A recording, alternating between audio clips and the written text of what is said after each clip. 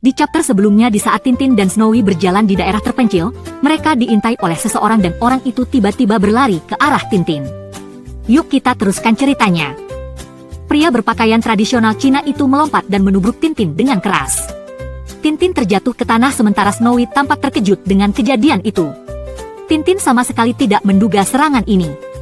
Mereka berdua bergumul di tanah dan pria itu terlihat menahan Tintin agar tidak bergerak.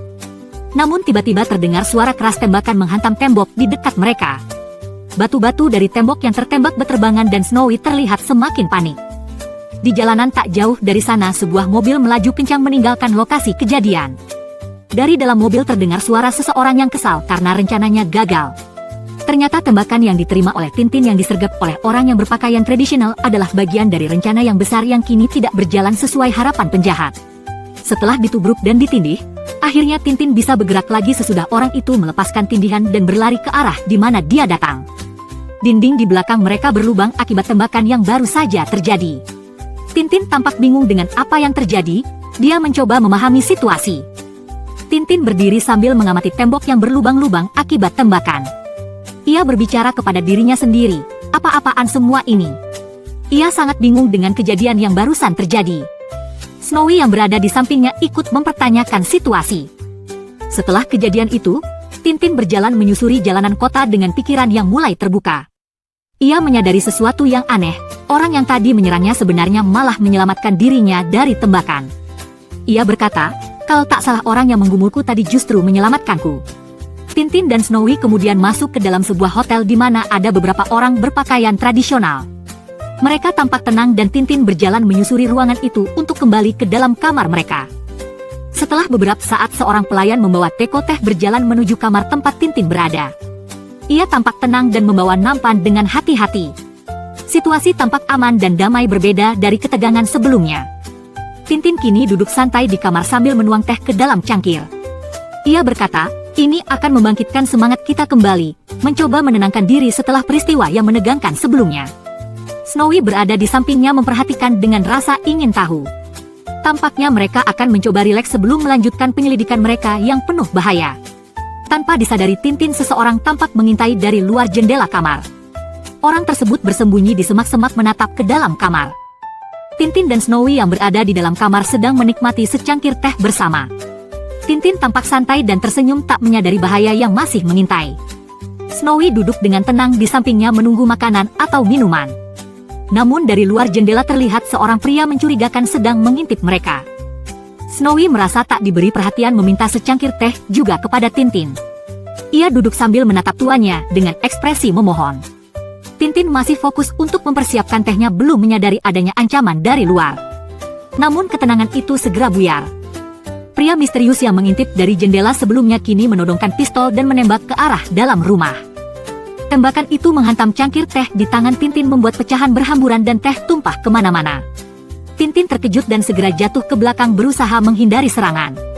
Snowy juga tampak ketakutan. Penyerang yang melepaskan tembakan tadi terlihat melarikan diri melalui pintu bundar khas arsitektur oriental. Dia tampak terburu-buru berusaha menghilang sebelum ada kejaran setelah aksinya. Tintin yang kini memegang pistol membalas tembakan dari jendela ke arah pelari tersebut. Ekspresinya serius dan penuh kewaspadaan. Ia tidak ingin penyerangnya lolos begitu saja. Setelah menembak, dengan pistol masih di tangan Tintin melompat keluar dari jendela dan mulai mengejar si penyerang. Sementara itu Snowy mengintip dari jendela tampak khawatir dengan keselamatan tuannya. Tintin tampaknya bertekad mengejar sosok misterius yang menyerangnya tadi. Tintin terus mengejar pria misterius itu dan tampak memasuki area taman yang sama. Ia melewati gerbang yang sama sebelumnya. Sikapnya penuh tekad dan tak ada rasa takut, ia ingin mengungkap siapa penyerangnya. Di arah berlawanan seorang penjaga bersorban melihat ke arah suara tembakan dan berkata, tembakan itu dari arah sini. Ia berlari cepat dari arah berlawanan ke arah Tintin yang masih membawa pistol. Saat penjaga makin mendekati belokan di mana Tintin juga berlari mendekati belokan, akhirnya mereka bertubrukan, dengan refleks Tintin melepaskan tembakan di saat tubrukan terjadi.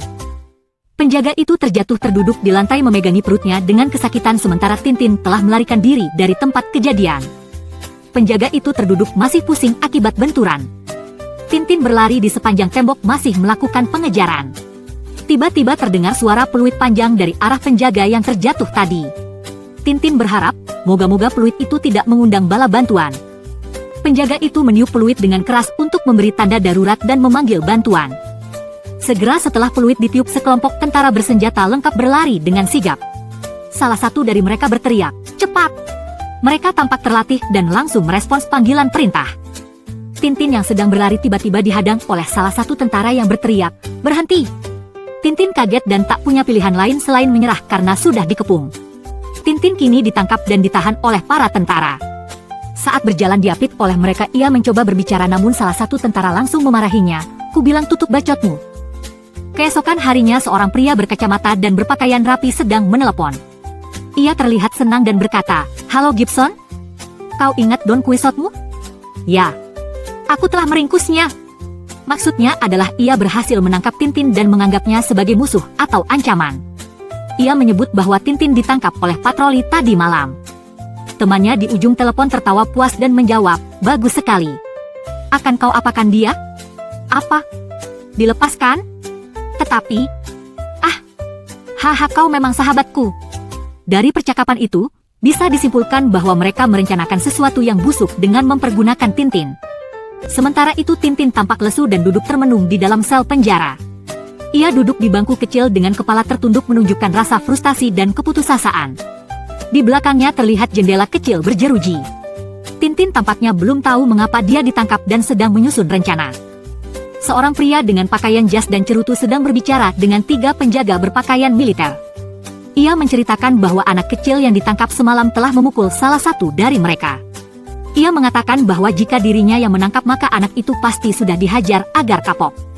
Para penjaga tertawa dan setuju dengan ucapan pria itu. Mereka tampak bersemangat dan siap melakukan perintah selanjutnya. Tintin duduk di dalam penjara terlihat sedang berpikir keras.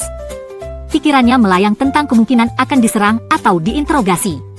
Ia mulai menyusun strategi untuk meloloskan diri. Tiba-tiba dia mendengar kunci diputar dan pintu sel dibuka. 3 penjaga yang sama dari sebelumnya terlihat membuka pintu sel. Mereka tampak marah dan membawa kunci. Tampaknya mereka datang untuk menghajar Tintin seperti yang direncanakan oleh pria berbaju jas sebelumnya. Raut wajah mereka menunjukkan niat jahat. Pria berbaju jas dengan cerutu berdiri di luar pintu sel yang tampak kuat. Ia menempelkan telinganya ke pintu mencoba mendengarkan apa yang terjadi di dalam. Masih berdiri di luar pintu, pria itu kini tampak lebih penasaran. Ia menggosok-gosokkan tangannya penuh harap kalau Tintin mendapatkan pelajaran dari para penjaga itu. Pria itu berkata, moga-moga mereka tidak terlalu banyak menggenjotnya, sambil tersenyum licik. Seorang petugas rumah sakit sedang menerima panggilan telepon.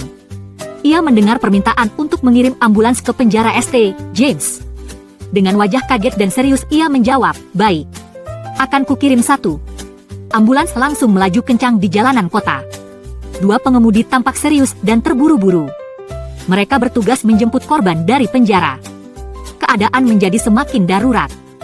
Ambulans melintasi jalanan yang ramai menarik perhatian orang-orang di sekitarnya. Beberapa warga berdiri melihat ke arah ambulans yang melaju cepat. 3 penjaga yang sebelumnya mencoba menghajar Tintin kini terbaring di rumah sakit. Mereka semua terluka parah dengan perban di kepala, tangan, dan badan. Seorang perawat berdiri di dekat mereka tampak prihatin. Ternyata bukan Tintin yang dihajar, justru para penyerangnya yang babak belur. Tintin akhirnya dibebaskan. Ia berjalan keluar dengan wajah lega dan berkata, "Ternyata mereka tahu aku tak bersalah." Tetapi, mereka tidak meringkus penyerang itu. Meski bebas, Tintin masih merasa kecewa karena Dalang sebenarnya belum tertangkap. Seorang pelayan hotel datang menghampiri Tintin sambil berkata, "Telegram untuk Anda Tuan Tintin, surat serta bungkusan ini." Tintin menerima semuanya dengan penuh rasa ingin tahu. "Ada petunjuk baru?" Surat itu berasal dari seseorang bernama Titik Maharaja yang meminta Tintin datang ke Jalan Taiping Lu pada pukul 22 malam ini. Ia diminta mengenakan pakaian dalam bungkusan untuk menyamar. Surat itu juga menyebut bahwa sang pengirim dalam bahaya besar. Setelah membaca surat itu, Tintin merenung dan berkata bahwa semuanya terasa sangat misterius. Ia bertanya-tanya apa yang akan terjadi malam ini. Wajahnya tampak serius dan penuh pertimbangan. Ia memegang bungkusan itu erat-erat siap untuk beraksi. Tintin tiba-tiba terkejut saat masuk ke dalam kamar. Ia mendapati ruangan berantakan dan Snowy, anjing kesayangannya, tergeletak tak sadarkan diri di lantai. Ia panik dan langsung menghampiri Snowy. Hatinya dipenuhi kekhawatiran. Dengan penuh kecemasan Tintin memeriksa Snowy. Ia merasa lega karena denyut jantung Snowy masih berdetak.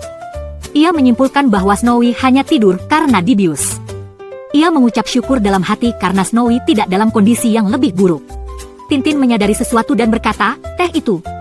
Dia pasti minum teh yang tumpah di lantai itu." Tapi, ia mulai mengerti bahwa ada upaya untuk meracuninya melalui teh. Setelah kejadian itu, Tintin mulai berpikir bahwa tembakan ke arah cangkirnya ternyata telah menyelamatkan dia. Ia sadar bahwa teh itu adalah jebakan dan kalau saja ia yang meminumnya mungkin ia sudah celaka. Ia merasa sangat beruntung bisa selamat dari rencana jahat itu. Jam menunjukkan pukul hampir 10 malam. Waktu pertemuan yang tertulis dalam surat semakin dekat. Tintin tahu ia harus segera bertindak. Ia bersiap untuk menghadapi apapun yang menunggunya. Tintin yang menyamar dengan berpakaian tradisional berwarna biru menidurkan Snowy di ranjang. Ia berkata agar Snowy tidak khawatir jika Tintin pulang terlambat. Snowy tampak lelah dan tenang dalam tidurnya. Malam pun tiba dan Tintin menyamar dengan pakaian tradisional seperti yang disarankan dalam surat. Ia berjalan menyusuri jalanan kota yang gelap. Suasana terasa mencekam dan penuh misteri.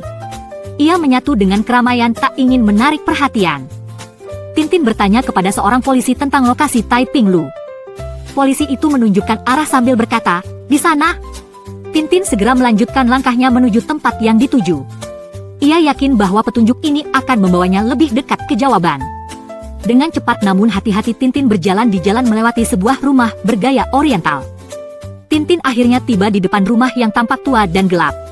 Ia melihat ke sekeliling dan berkata, kelihatannya amat buruk, tempat itu tampak mencurigakan dan tidak bersahabat. Tapi Tintin tetap melangkah dengan hati-hati. Sesampai di depan pintu rumah itu, Tintin mulai mengetuk pintunya. Di chapter ini Tintin selamat dari racun teh yang disediakan untuknya. Seseorang menyelamatkan Tintin dengan menembak cangkir teh yang hampir diminum oleh Tintin. Tapi Snowy tidaklah beruntung, dia meminum teh yang berceceran di lantai. Untungnya racun itu ternyata hanya obat bius. Yuk kita teruskan cerita seru ini di chapter selanjutnya.